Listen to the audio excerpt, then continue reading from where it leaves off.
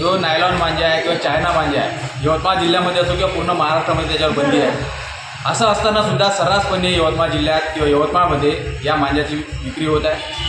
प्रशासनाचं कुठेतरी याकडे दुर्लक्ष होत आहे. प्रशासनाचं साठलोट असल्याचं आमच्या या शंका उपस्थित होत आहे. आत्ताच भोसा रोडवरती या नायलॉन मांजाने आमच्या एका मित्राचा गळा कापला गेला आहे. त्याचं नाव आहे प्रशांत राऊत. एवढ्या मोठ्या प्रमाणात यवतमाळमध्ये हा मांजा विकला जात असताना प्रशासन याकडे कसं दुर्लक्ष करू शकतो किंवा कोणत्या जो कोणी विक्रेते आहे त्याच्यावर कारवाई का होत नाही अशी आता आमच्या मनात शंका उपस्थित आहे. इथे कुठेतरी प्रशासनाचं असो साठलोटं या मांजा विक्रेत्यासोबत आहे का याचा सुद्धा तपास होण्यात यावा अशी आमची मागणी.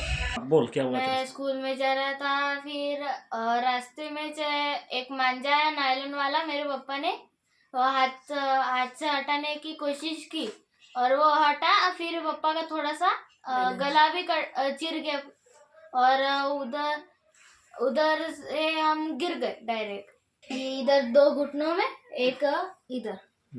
और मांजा तो बंद करना चाहिए क्योंकि इससे बहुत सारी घटना हो सकती है. लोगों के जान गई. मुलाला शाळेत सोडायला जात असताना अचानक वाघापूर नाक्याजवळ मांजा येऊन गळ्याला लागला.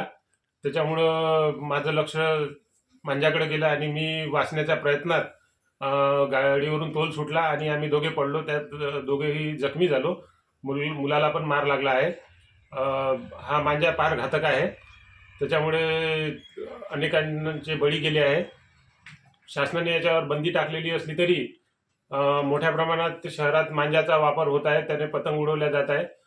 असे नायलॉन मांजाने पतंग उडवणाऱ्यांवर कठोर कारवाई करण्यात यावी आणि लोकांनी पण मांजापासून सावध राहावं.